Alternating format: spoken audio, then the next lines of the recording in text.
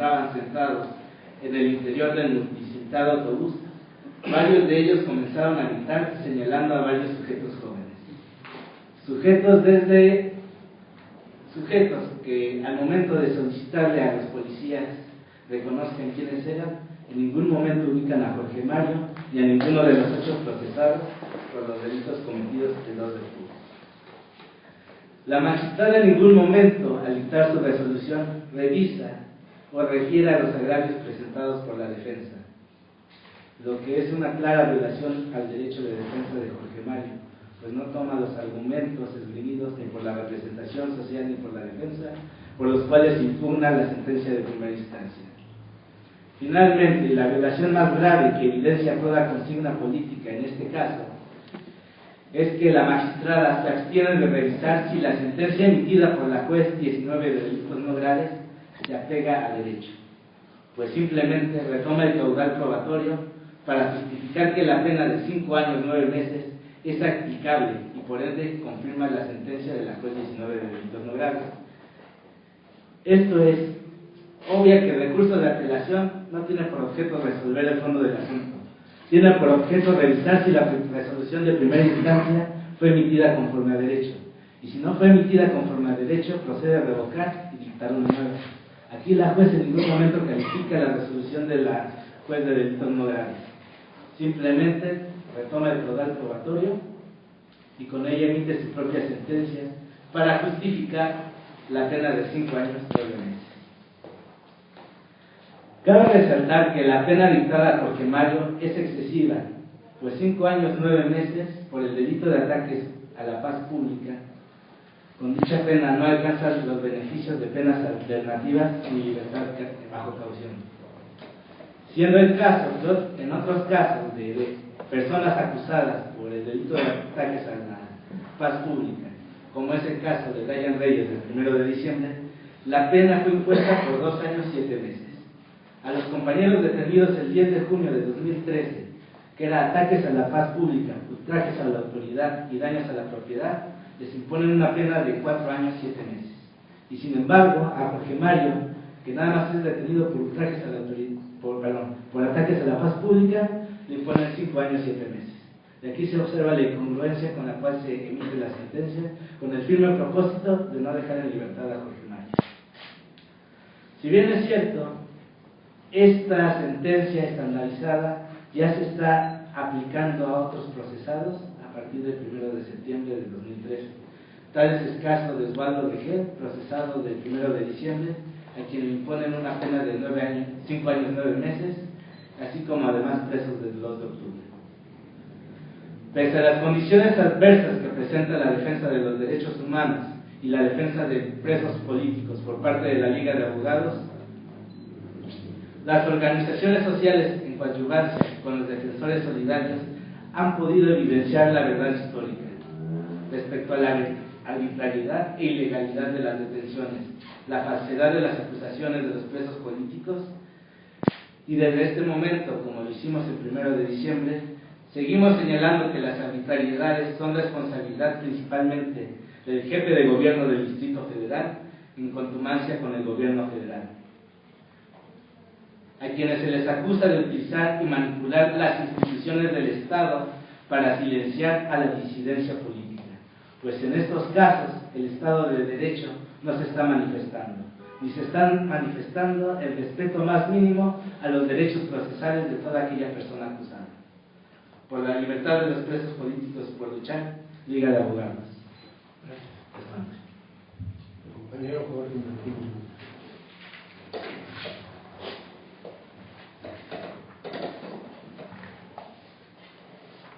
Muy buenas tardes, buenos días, perdón. La razón por la cual hoy venimos a participar en esta rueda de prensa se debe desde luego a la actitud y la disposición solidaria de los expulsados presos políticos del Consejo General de Huelga del 99-2000. Le debemos a estas nuevas generaciones que han retomado la bandera del Consejo General de Huelga. Su servidor, Jorge Martínez Valero, es uno de los últimos presos que abandonó la cárcel del Reclusorio Norte en el 2000, junto con Alberto Pacheco, Alejandro Echeverría, Guadalupe Carrasco y Mario Benítez. Fuimos parte de esa circunstancia de persecución política que todavía hoy por hoy se mantiene, porque algunos todavía están sujetos a procesos, y esa bandera de lucha que enarboló el Consejo General de Huelga 99-2000 fue recogida por la generación precisamente de Jorge Mario González, y ya son muchos los jóvenes que se cuentan entre la represión y las nuevas modalidades represivas que está impulsando el Estado mexicano.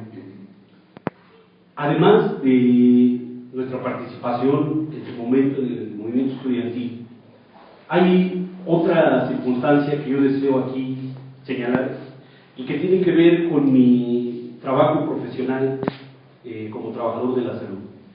En este momento soy tesista de maestría en salud pública por el Instituto Nacional de Salud Pública y tengo la característica de que trabajo curiosamente en la penitenciaría femenil de Tepepan, en horario de fin de semana, sábados, domingos y días festivos, de modo que veo a Jorge Mario prácticamente desde que fue trasladado a la penitenciaría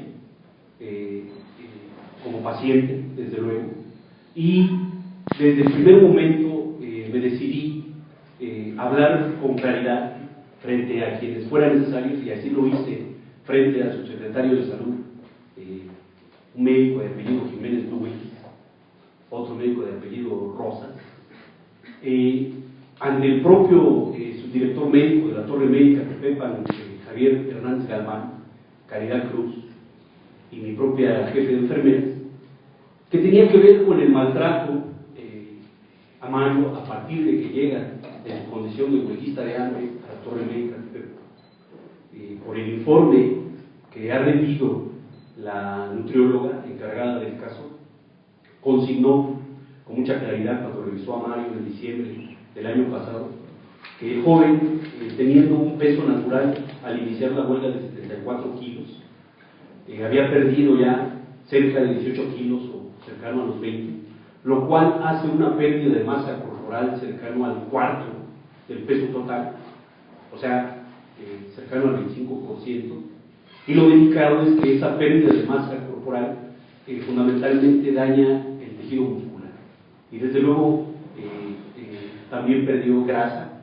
pero hablando en términos de biosíntesis, es más comprometido para el organismo recuperar el músculo que la grasa. Fui testigo cuando Jorge Mario levanta la huelga de hambre, porque lo escuché directamente de Javier Hernández Galván. Anótenlo por favor, porque me parece que es un médico que ha querido hacerse famoso por el maltrato y su falta de profesionalismo, en donde le dice a Mario de manera literal, cuando levanta la huelga de hambre: puedes comer pastelillos, taquitos dorados, todo lo que tenga que ver con la ganancia de peso, y la intención desde luego era que el joven recuperara grasa, se le vieran engordados los cachetes y quizá alejarlo de la Torre Médica de Tepepan, puesto que el plantón estaba ya a esa altura estorbando y la propia estancia del joven resultaba un compromiso importante para las autoridades de la Torre Médica y desde luego para el propio secretario de Salud, Armando Aguilar.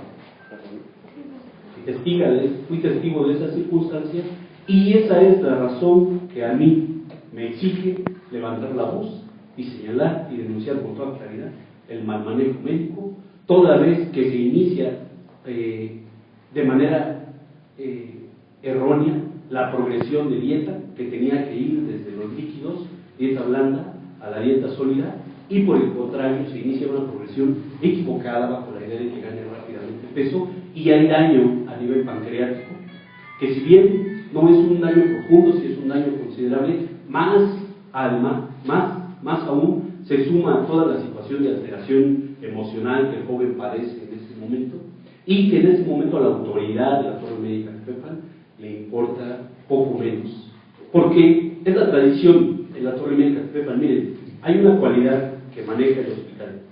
El hospital a donde yo trabajo en este momento padece un problema importante que tiene que ver con la precarización del trabajo. En este momento hay cerca del 70% de la planta médica que ya no tiene contrato de base, son contratos temporales, son jóvenes que entran y son despedidos de la misma manera, no se digan los servicios de limpieza, que son subrogados, y tenemos un problema especial, y siempre ha sido así históricamente, con el asunto de la cocina y de la dieta para los internos.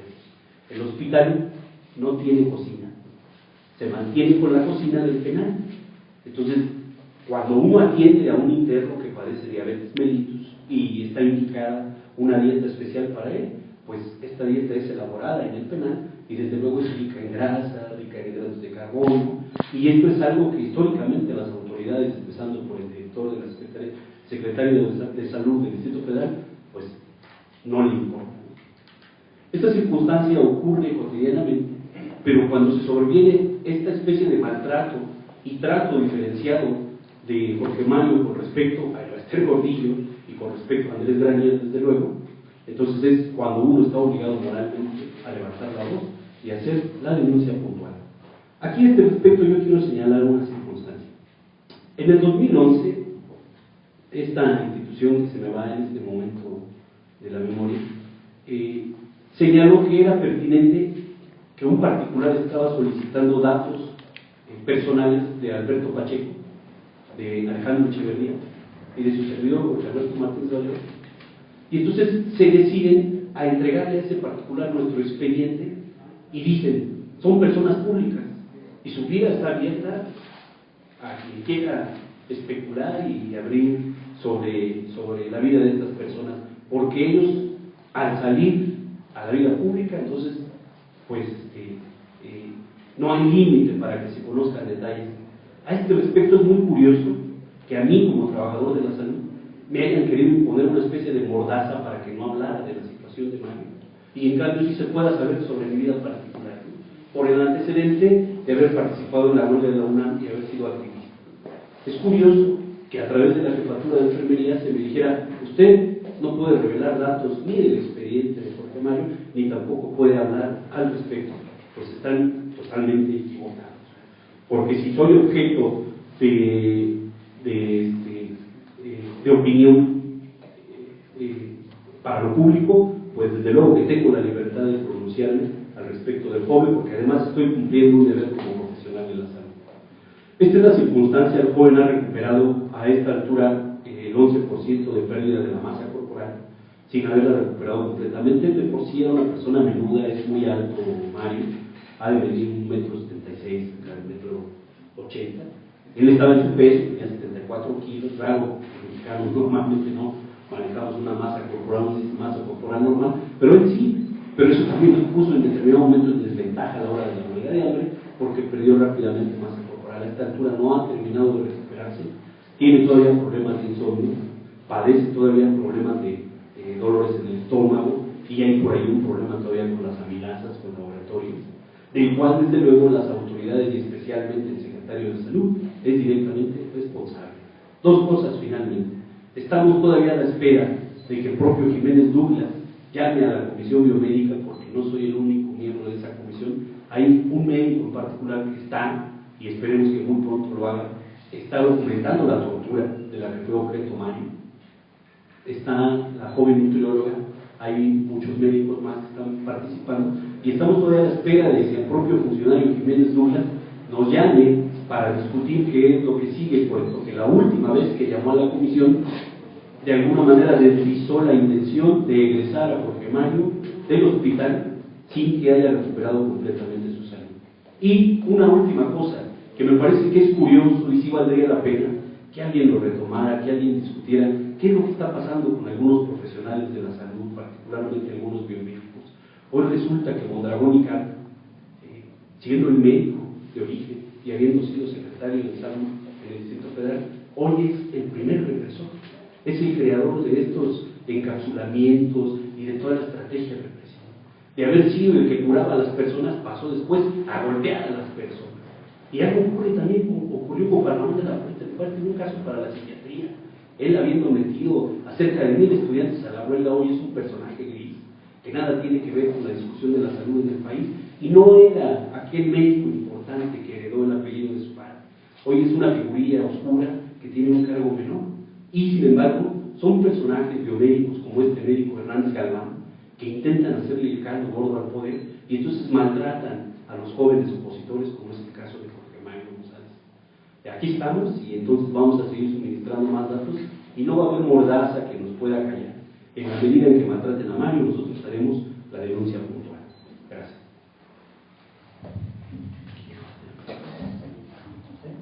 Muchas gracias por su asistencia. Mi nombre es Enrique González Ruiz, el coordinador del posgrado en Derechos Humanos de la UACN. Es un hecho que Jorge Mario González García ha sido tratado con saña particular. Se le detuvo cuando venía a bordo de un autobús a participar en una manifestación de esas que están permitidas en la Constitución y en todos los tratados internacionales. Luego se le torturó, se le maltrató y fue llevado a prisión, acusado de una serie de hechos que al final quedaron en ataques a la paz pública. Un delito esencialmente político. Si es que existe eso de ataques a la paz pública, sería un delito político, porque el término paz pública es un término muy subjetivo y muy ambiguo. Los porristas que salen del estadio echando gritos alteran más la paz pública de lo que hizo Mario cuando venía en el autobús en el que fue detenido. Luego, él decidió hacer una huelga de hambre y también fue tratado con saña. Intentaron levantarlo para forzarlo a que terminara la huelga de hambre. De hecho, llevaron del interior del reclusorio a la Torre Tepepan, donde actualmente se encuentra.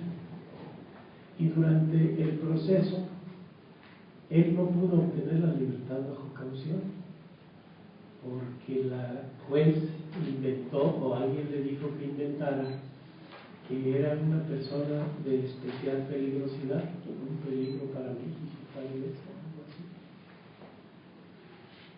Y cuando levanta la huelga de hambre, luego recibe malos tratos, incluso del personal médico, como se ha dicho Jorge, en la Torre Tepepan, y en un hecho verdaderamente insólito, le ratifican una sentencia que le impone una sanción con la cual no puede salir bajo fianza. Si ustedes se fijan, se pasan los 5 años, se le ponen 5 años 9 meses, porque debajo de los 5 años se puede obtener libertad bajo fianza, como hicieron otras personas que fueron detenidas con él.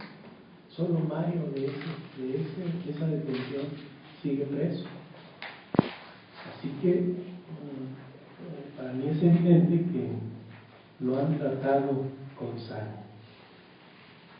Y entonces uno se pregunta por qué. ¿Cuál es la razón por la que desde el poder se decide tratar así a un ser humano? ¿Será que es como el Chapo Guzmán, de la delincuencia organizada? ¿Será que es un delincuente de esos atroces como el Pozolero? No, es un estudiante, la verdad. Y entonces uno empieza a decir, caray, pues no se ve que haya... Consta que no justifico que ni siquiera a las otras personas las traten mal, a nadie. Pero bueno, suponiendo que fuera algo malísimo, había dado lugar, entre comillas, a que lo mataran. No es el caso. Luego, uno se pregunta, es que efectivamente los actos que realizó alteraron la paz pública de este país, o siquiera de esta ciudad, o siquiera de la calle donde iba el autobús donde fue detenido. La paz pública, o sea, se puso en riesgo a las familias que estaban alrededor de ese sitio, o hubo riesgo de una convulsión social que afectara es una leyenda urbana, no hay tal, no hay nada de eso. El tema de la paz pública es de esos delitos que no tienen una tipificación precisa, todo cabe ahí, es ambigua la tipificación y entonces a todo le pueden aplicar este tipo penal. Hay que derogarlo porque por eso lucharon los estudiantes en el 68, antes se llamaba disolución social a eso. Acuérdense los que tienen memoria, ustedes que son jóvenes, los que han leído, y se van a dar cuenta de que la lucha del 68 fue precisamente contra el delito de disolución social, que es igualito a eso que llaman ahora ataques a la paz pública. Y entonces, si uno no encuentra ninguna razón válida o ninguna causa que aparentemente diera lugar a la hazaña con la que es tratado Mario, pues la explicación no puede ser otra que se trata de un caso político. No puede ser otra. Aquí no hay reglas jurídicas que funcionen. Ya los clásicos de la ciencia política han dicho desde siempre que cuando la política interviene, el derecho languidece.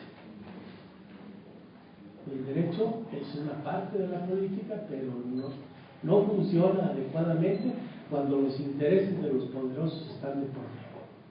Y en este caso, el interés de los poderosos, ¿cuál puede ser? ¿Por qué tienen a Mario en la situación en que lo tienen? Mi única explicación es que es un rehén. Es un rehén de esos que el Estado captura para ejemplarizar a otros. Yo recuerdo que hacían la broma de que un señor golpeaba a otra persona y entonces la otra persona le decía, pero ¿por qué me pegas si no te he hecho nada? Entonces decía, ven, no me has hecho nada, y fíjate. Es más o menos lo que está haciendo el Estado en el caso de Mario. No has hecho nada, pero fíjense todos los demás lo que hago con este que no ha hecho nada. Ahora, si ustedes hacen, es un rehén. Y los rehenes están prohibidos en todo el orden jurídico internacional de los derechos humanos. No se vale tomar rehenes. Lamentablemente los jueces no están ejerciendo su libertad jurisdiccional. Se supone que México es un Estado de derecho donde hay tres poderes. El poder legislativo dicta las reglas, el poder ejecutivo las aplica en los casos concretos y el jurisdiccional resuelve los conflictos. Se supone que son distintos y que son autónomos uno de otro. Pero en este caso, el Poder Judicial no está ejerciendo libremente su función jurisdiccional porque se presta a la consigna política, porque la magistrada dijo el abogado que se pedía Sasaki, y porque la juez 19, dos mujeres, por cierto, qué triste, dos mujeres han acatado la consigna y han impuesto a Mario una sentencia a todas luces injusta y a todas luces excesiva. No hay razón para que lo mantengan ahí. Y entonces, lo que nosotros tenemos que hacer para defender los derechos humanos, no solo de Mario, sino de toda la población, porque el caso de Mario es ejemplarizante, es pues, demandar que se le libere. Tenemos conocimiento, por lo que nos dijo el abogado, de que no hay una imputación directa, ningún policía de los que señalan haber participado en la detención dice haberlo identificado con ningún objeto, con ninguna cosa que supuestamente sería peligrosa. Lo único que dicen es que unos pasajeros dijeron que los que estaban haciendo borlote eran esos muchachos que venían ahí en el autobús. Unos pasajeros que no han aparecido, que son como fantasmas, acusadores fantasmas, contra quien se defiende. Mario, ¿cómo defenderse de un fantasma si los fantasmas no existen? Entonces no existe defensa, no hay posibilidad legal de defensa. Y además, ninguno de los policías señaló específicamente a Mario como la persona que pudiera haber portado algunos objetos o algunas cosas que pusieran en riesgo. Y entonces, ¿cómo? Uno se pregunta, ¿y cómo? Sin ninguna de estas cuestiones pudo haber alterado la paz pública, porque ese es el ilícito, ataques a la paz pública. Hombre, ataques a la paz pública es un hecho grave, ¿no? Digamos que un levantamiento de soldados encerrados en un cuartel. Eso sería un ataque a la paz pública, una rebelión de una huelga general en el país que pusiera en riesgo la circulación de las mercancías en todo México, en una zona. Eso sería probablemente, pero detener a un joven con otros jóvenes en un autobús porque venía a una manifestación, pues francamente no da el tipo penal. Por último, los organismos de derechos humanos han dicho que protestar es un derecho y reprimir es un delito. Lo que se está cometiendo contra Mario es un delito. Si este fuera un régimen de derecho, un Estado de derecho, debía ser al revés. Quienes debían estar presos son quienes han reprimido a Mario. Gracias.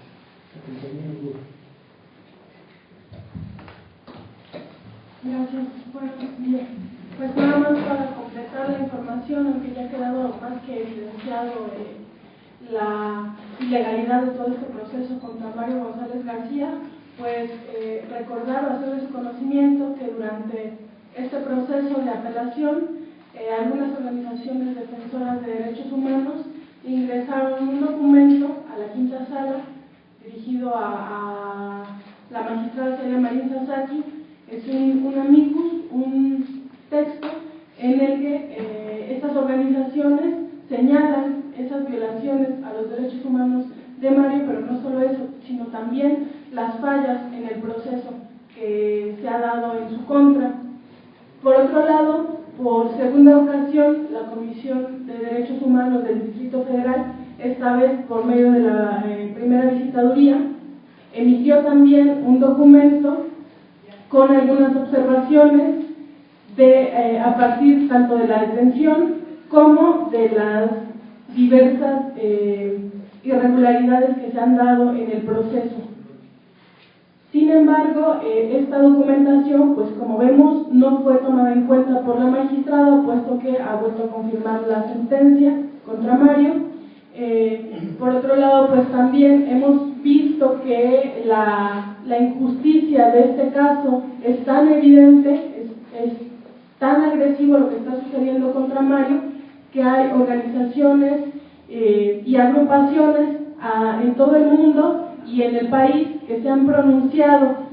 Tenemos grupos que han emitido cartas a las autoridades del gobierno del Distrito Federal en diferentes países de Europa, como el Reino Unido, Alemania, Francia, España, también en Estados Unidos y en diferentes países de América Latina como Argentina o Brasil. En fin, hemos recibido solidaridad de muchos lugares del mundo que están al pendiente. Recientemente Mario recibió la visita del Comité de Solidaridad México-Salzburgo. Esos compañeros, también preocupados por su situación en reclusión y por la privación de su libertad, vinieron a verlo a la Torre Médica Tepepan. Y bueno, así mucha gente ha expresado su descontento con esta sentencia y con la confirmación de la misma. En el caso de Mario, y también diferentes personalidades, algunos intelectuales se han pronunciado por la libertad de Mario. Sin embargo, bueno, no vemos más que un capricho de parte de las autoridades del gobierno del Distrito Federal en mantener, como ya decía el profesor González Ruiz, como un rehén y como un aviso para quienes se manifiesten. Por otro lado, también quisiera dar a conocer que el día de ayer una comisión del Comité Solidario con Jorge Mario acudimos a la Subsecretaría del Sistema Penitenciario del Distrito Federal a conocer su postura, puesto que también la Secretaría de Salud pues ha querido no asumir, evadir la responsabilidad que tiene respecto a la salud de Mario, y por ahí han dejado ver que bueno, ellos no lo darán de alta por cuestiones médicas, pero que podría venir una orden y que ello podría derivar en un traslado. Entonces quisimos conocer la postura de esta subsecretaría. Fuimos atendidos por el director ejecutivo de seguridad del sistema penitenciario, el comandante Juan Francisco Flores Bernal. Él nos aseguró que Mario no va a ser trasladado, que no existe una orden de esta subsecretaría y que va a continuar atendido en la torre médica hasta que pudiera recuperar completamente su salud. Y bueno, hemos exigido a esta subsecretaría que se respeten en esta ocasión, ya que no ha sucedido así el resto del tiempo, que se respeten sus derechos humanos, su derecho a la salud. Y bueno, también les hemos recordado que lamentablemente Jorge Mario está bajo su responsabilidad y que existe una preocupación de lo que pueda sucederle a él. Esto por las situaciones que se han presentado de maltrato, de humillación, tanto en el reclusorio Oriente como en la misma torre médica Tepepan, tanto por personal de custodios como por propio personal médico y de enfermería, desafortunadamente. Y bueno, queremos compartir con ustedes ese compromiso que hace la Subsecretaría de Sistema Penitenciario de respetar los derechos humanos de Mario y de no egresarlo de esa torre médica. Y bueno, pues por supuesto, el comité de apoyo seguiremos trabajando, seguiremos insistiendo en lograr la libertad de nuestro compañero. Y por último quiero leerles la última carta que hemos elaborado y que estamos haciendo circular. La injusticia parece no tener límites en nuestro país. Sin existir pruebas del cargo que se le imputa, Jorge Mario González García sigue encarcelado a casi 6 meses de su arbitraria detención. La juez Marcela Ángeles Arrieta y la magistrada Celia Marín Sasaki parecen actuar bajo consigna. Esta es la única explicación que encontramos para que hayan decidido, primero, sentenciarlo a 5 años y 9 meses de prisión y después ratificar la sentencia en un proceso plagado de irregularidades. Pero eso no es todo. La justicia, entre comillas, quiere un castigo ejemplar para Mario, enviándolo a un penal donde su salud y su vida misma estarían en riesgo. El gobierno del Distrito Federal pretende acallar nuestras voces. Sin embargo, lo único que logra es convencer a más gente de luchar contra la impunidad que priva en nuestro país. Nuestra voz seguirá demandando la libertad de Mario, cuyo caso se está siguiendo de cerca por organizaciones solidarias de distintos países. No nos vamos a dejar intimidar por la ola represiva que las autoridades locales y federales han desatado. Convocamos a todos a redoblar la lucha por la liberación de Jorge Mario González, rehén político del Estado mexicano. Basta ya de impunidad. Y bueno, esta carta cuenta con las firmas de 9 organizaciones nacionales e internacionales y de algunas personas, entre ellos varios académicos de la UNAM, de donde Mario fue expulsado. Y bueno, esperamos que puedan seguir el caso, que puedan llevar la información a los distintos medios y que no pase desapercibida la nueva injusticia que está ocurriendo con esta confirmación de la sentencia, y que por supuesto seguiremos también luchando por la vía jurídica para ver libre a Jorge Mario. Si tienen preguntas sobre todo al abogado. Mucho gusto. ¿Han tenido contacto posterior a la emisión, a la resolución de la apelación con la Comisión de Derechos Humanos del DF?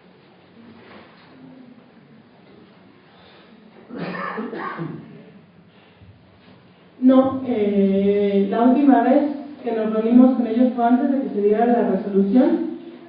También estamos en espera de que se emita la recomendación ya por los hechos del 2 de octubre. Creemos que en ese sentido el trabajo de investigación ha sido realmente lento. Por ejemplo, se denunció desde el inicio la tortura ejercida contra Mario y pues por lo tanto estamos esperando ya que la comisión actúe en consecuencia, que se investiguen estos hechos, y también pues los llamamos a apresurar esta recomendación, que en el caso de Mario sería muy importante por estar privado de su libertad.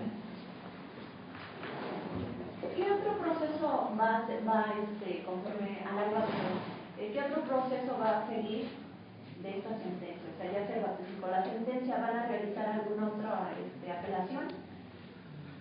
De aquí procede todavía interponer un juicio de amparo directo en contra de la sentencia. Estamos valorando los argumentos, aunque, como les comentaba, es sumamente difícil defender en un estado donde no se otorgan las garantías mínimas. Conforme al derecho, ni siquiera había elementos suficientes para someter a Mario a proceso. Es decir, en todo delito, supongamos un robo, hay una persona que denuncia a la que le quitaron el objeto y otra persona que es la que supone que la que robó. Aquí no hay parte acusadora formalmente, no hay quien diga, yo vi que Jorge Mario estaba aventando objetos. Simplemente policías que dicen, a mí me comentaron vía radio que había que detener a ese autobús. Cuando ingresé al autobús me dicen unas personas que esas personas estaban aventando objetos.